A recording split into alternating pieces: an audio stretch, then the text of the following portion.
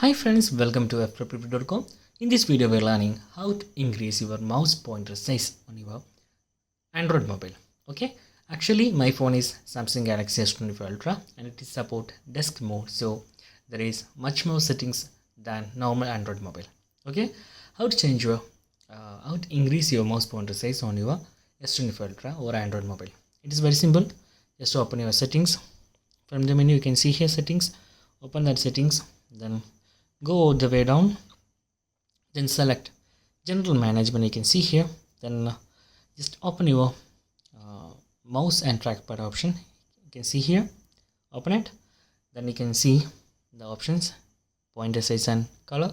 Just open that, then you can see our pointer size is too low and I'm moving like this. You can see the mouse pointer size too low, so you can simply drag this one to adjust your pointer size.